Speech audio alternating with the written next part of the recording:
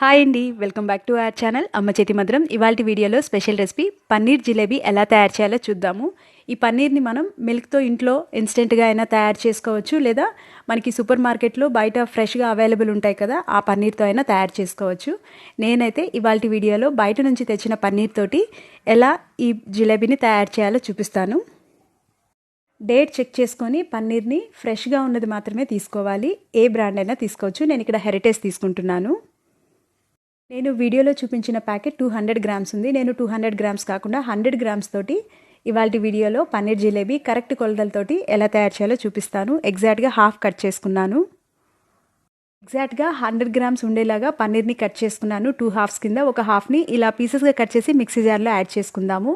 ఈ పన్నీర్ని రూమ్ టెంపరేచర్లో ఉంచి సాఫ్ట్గా ఉండేలాగా చూసుకోవాలి.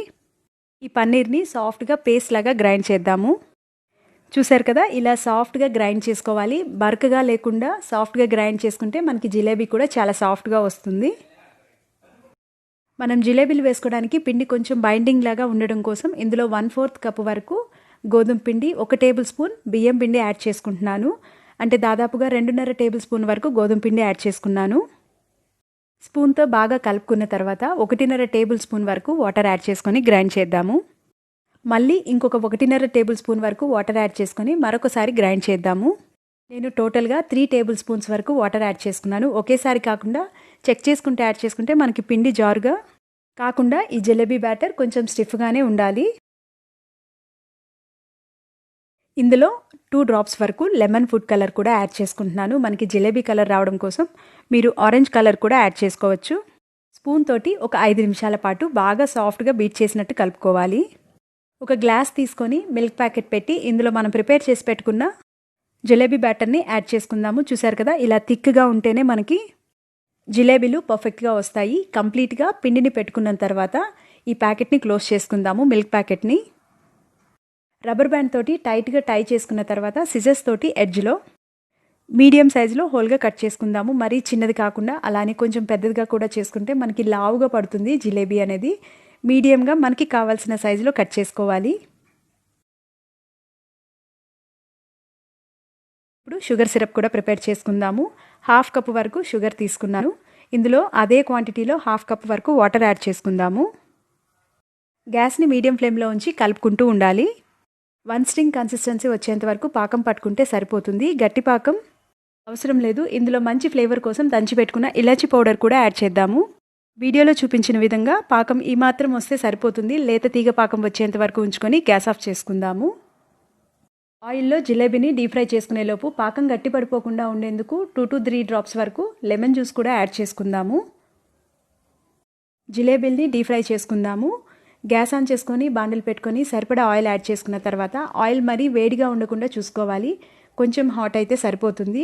మరీ వేడిగా అయితే మనకి జిలేబీలు పై భాగం బాగా ఫ్రై అయిపోయి లోపల ఉడకకుండా ఉంటాయి. అందుకని మీడియం హాట్లో ఉన్నప్పుడే మనం ఒక్కొక్కటిగా జిలేబీలని యాడ్ చేసుకోవాలి. ఒక సైడు కొంచెం ఫ్రై అయ్యి ఆయిల్లో తేలిన తర్వాత మాత్రమే సెకండ్ సైడ్కి టర్న్ చేసుకోవాలి. లేదంటే పిండి మనకి ఓపెన్ అయిపోతుంది. వాటంతటా అవి పైకి తేలినప్పుడే మనం సెకండ్ సైడ్కి టర్న్ చేసుకొని 2 వైపులా మంచి కలర్ వచ్చేంత వరకు ఫ్రై చేసుకోవాలి. ఇలా ఈక్వల్గా 2 వైపులా బాగా ఫ్రై అయిన తర్వాత ఆయిల్ నుంచి సెపరేట్ చేసుకుందాము. ఒకవేళ పిండి సరిగా ఫ్రై అవ్వకపోతే చాలా సాఫ్ట్గా పేస్ట్ లాగా అయిపోతాయి. బాగా ఫ్రై అయ్యేంత వరకు ఉంచాలి. ఫ్రై చేసుకున్న తర్వాత వీటిని షుగర్ సిరప్లో యాడ్ చేసుకుందాము.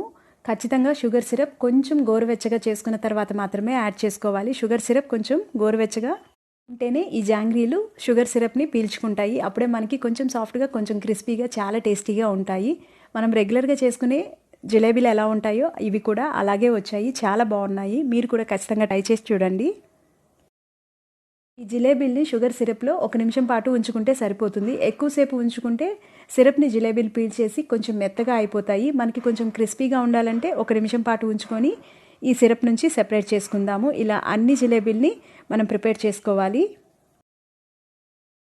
సేమ్ ప్రాసెస్లో మరొకసారి జిలేబీల్ని డీప్ ఫ్రై చేసుకుందాము.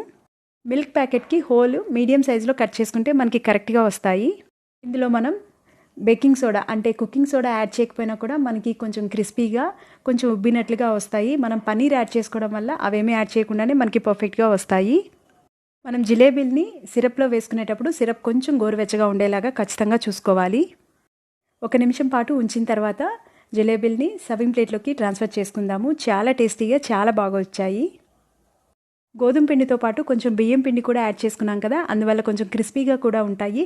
మీకు ఎక్కువ క్రిస్పీగా ఉండాలి అనుకుంటే మరి కొంచెం సేపు ఆయిల్లో ఫ్రై చేసుకుంటే సరిపోతుంది. గ్యాస్ని లో ఫ్లేమ్లో ఉంచి మిగిలిన సిరప్ని కూడా దీని మీద యాడ్ చేసుకుందాము. బాదం పప్పుని సన్నగా తరిగి పెట్టుకున్నది దీని మీద యాడ్ చేసుకుంటున్నాను. పైన క్రిస్పీగా కొంచెం సాఫ్ట్గా లోపల జ్యూసీగా ఉండే ఈ పన్నీర్ జిలేబీని మీరు కూడా ఖచ్చితంగా ట్రై చేసి చూడండి. ఈ సంక్రాంతి స్పెషల్గా చాలా బాగుంటుంది. వీడియోలో చూపించిన విధంగా చిన్న చిన్న టిప్స్ పాటిస్తూ మీరు కూడా ట్రై చేసి చూడండి. కరెక్ట్ కొలతలతోటి తయారు చేసుకుంటే మనకి అస్సలు పాడవకుండా కంప్లీట్ రెసిపీ బాగా వస్తుంది. మీకు ఈ రెసిపీ ఖచ్చితంగా నచ్చిందనే అనుకుంటున్నాను. మీకు ఈ రెసిపీ కనుక నచ్చినట్లయితే మర్చిపోకుండా ఒక లైక్ చేయండి, మీ ఫ్రెండ్స్ తోటి రిలేటివ్స్ తోటి షేర్ చేయండి. అమ్మ చేతి మధురం ఛానల్ని సబ్స్క్రైబ్ చేయండి. పక్కనే ఉన్న బెల్ ఐకాన్ని ప్రెస్ చేస్తే మీకు రెగ్యులర్గా నోటిఫికేషన్స్ వస్తాయి. Thank you.